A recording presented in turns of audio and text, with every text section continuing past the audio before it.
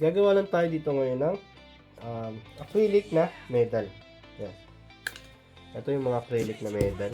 Bibigay natin to para sa mga manlalaro bukas ng Maligtas Youth Club. Ayan. Ito yung para sa MVP ng volleyball, and ito naman yung sa basketball. Kasi ito ay sa Mythical 5. Ayan. Gagawa natin siya ng lace. Gagamit din tayo dito ng ribbon. Ayan. White lang yung meron akong available na kulay.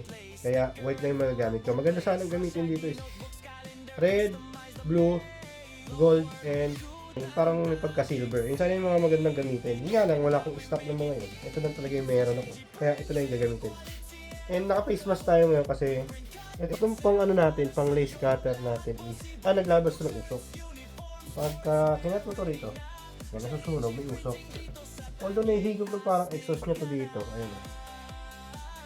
Magkakaroon ng usok dyan. Kaso nga lang, may tendency pa rin na malanghap yung usok. Yan. Kaya dapat naka-face mask ka. So yun yung isa sa mga dapat tandaan ng mga ka-printing natin dyan. Tingin ko dito humina yung baga ko. Kasi dati, simula noon, hindi na ako nagpa-face mask talaga. Pagka nagtatatak ako ng sublimation at ng mga cut na ng lace, yung ID lace o ganito, hindi na ako nagpa-face mask. Ayun, tingin ko siguro nalanghap na rin yung baga ko yung mga usok na yun. Kaya ngayon, medyo mahina yung baga ko. Kaya safety precaution to. Face mask kayo. Pag nagagawa kayo ng ganito, kahit sabihin mo konti na yung gagawin nyo. Kahit sa paglalagay ng glue sa sintra, kung di nyo napapansin, meron yung maunting-unting usok. Kung same time yung ginagamit na glue para gano'n. So yun, precaution na to, ingat lang din. Kaya kung bago ka pa lang sa printing at di ka nag-iingat, siguro kung napanood mo itong video ko na, ito na yung time para mag-ingat ka naman para sa health mo. Yan. Maganda kung meron nakatutok sa yung electric fan, kasi para natataboy niya yung usok. At syempre maganda rin kung meron kang exhaust para well ventilated kung saan ka nagagawa. Mas maganda kung magagawa ka nito ay nasa outside ka para at least mas mababa yung chance na mahigit ng usok. At kung kagaya naman ito, nasa loob ka ng isang room, mas maganda kung well ventilated to, may exhaust, may step na nakatutok sa'yo para hindi mo malalangat talaga yung usok. So ayan, simulan natin yung paggawa nito. Ayan, para mapabilis ka sa paggagawa, mas maganda mag-marking ka muna nito sa kung anong sukat siya. Kaya kagaya nito 28 inches yung gagamitin ko para kung sakasakaling merong bata na medyo malaki ulo, swak pa rin siya ang pasok. Gumagamit lang ako ng mga ganito, ballpen, lapis, o ito ano to, sa mga tailor chalk. Yan, itong orange siya. Mamarking ako na yan kung ilan yung kailangan ko. Kasi minsan pagka sumubra ka na, nami-misplace mo na to, nasasayang naman. Para hindi ka masayangan ng materials. Yun nga pala, kaya tayo gagamit ng lace cutter. Kasi pag nagtitis-tis kasi ito yun.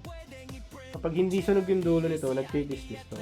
Pwede rin naman naguguntingin mo siya, tapos ididikit mo lang sa yung panghinang. Dikit mo lang ng pag ganun. Pwede rin yun. Pero ito mas maganda kasi diretso putol na. Mamarking na natin siya diretso tapos diretso putol. Yan, simulan ko na ito. We print, cut, and sell para sa'yo lahat possible. Org shirts, uniform, sportswear, ready na. JG Printing dito sa Taguig. Ay, nakapagkat tayo dito ng mga ribbon na gagamitin natin lace para sa ating acrylic medal. Yan. So, sunod is i-attach natin siya. Minsan kasi ang ginagawa ko, sinatahi ko siya kapag maglalagay nito. So, sa harap ng lusot, so, ganun siya dyan. Pasok mo lang ganyan. Dati tinatahi ko pa yan pag ganyan. Para ganyan siya. Sa harapan niya. Padaanan mo lang sa single. Pag ganyan. Ayan dapat siya. Patahin mo lang doon. Padalim sa single. Kung yan kasi talaga matrabaho pagka gano'n. Iba, ginagawa niyan is glue na lang, dikit. Ngayon, ang gagawin natin is didikit na lang din natin siya kasi medyo alangan yung oras na. Para makapagpahinga na rin tayo, no? Madaling araw na kasi. Para makatulog tayo, and makapanood din tayo ng laro nila bukas. Didikit na lang natin siya. Left bola. Ganda. JG Printing, quality and affordable. We print, cut, and sell para sa'yo lahat possible. Org shirts, uniform, sportswear, ready na. JG Printing dito sa Taguig, astig ka na. JG Printing. So ayun, tapos na nating malagyan ng lace, ribbon lace itong mga acrylic na medal. Kung mapapansin nyo, hindi natin sila pinagkapatong-patong. Kasi possible kasi na ito, yan gaya nyo na may mga lagpas-lagpas na adhesive dito. Pag pinatong-patong na sila, magdidikit-dikit. Pero iba na, kanina pa naman, so okay na yan. Ayan. Ito na yung output niya. Yan. Ganda, di ba? So, magkaiba sila. Meron pang volleyball. Yan, ito volleyball. Ito, basketball. Yan. At, pero iiwan ko lang ito dito mamaya. Kasi kapag hindi ko pa ito inano, may iba pa dito na hindi pa totally na tuyo sigurado. Iwan ko lang sila dito magdamag. Since madaling araw naman mo. Madaling araw na ngayon. And bukas na lang pag-gising nyo. Hindi na siya laman ito plastic para printer. And if possible, kung may time, pwede ko siyang daanan na single dito. And dito, pwede ko daanan ng single para matibay. Pero tingin ko baka hindi ko na siya malagyan. Medyo gawin lang sa oras. Pero ito kasi matibay na to. Yan, matibay na yung pagkakano niya. Yan, ito. Ito yung para sa MVP. Ito ang ganda. Tutuwa yung mga bata na ito. Ito ang MVP yung balik mo. Ay, ito na pala siya. Ayan. Yung ating para sa MVP. Yan. So, kung may makakapanood mo ng video na to na nag-aangat ng katulad ng mga ganito, pwede po kayo magpagawa sa amin. Pwede nyo po kayo message sa aking Facebook page or direct po kayo sa aming Facebook page. Lalagay ko po sa description ng video na to kung saan nyo po kami pwedeng makontak. Sa lace naman to na ribbon, pwede po tayo mamili dito kung anong kulay ang gusto. Basta hindi rush, kasi kapag rush, nakadepende lang po tayo sa kung anong stock yung meron tayo. Yan, sa mga ka-printing naman natin dyan na nagtatanong, or possible na magtanong, ano yung ginagamit nating adhesive. Ito yung gamit nating adhesive, multi-purpose adhesive. Yung iba rito ang tawag is fabric adhesive. Pero ang nakalagay kasi talaga sa kanya is multi-purpose adhesive. Ito magandang gamitin pagdating sa mga tela. Yan.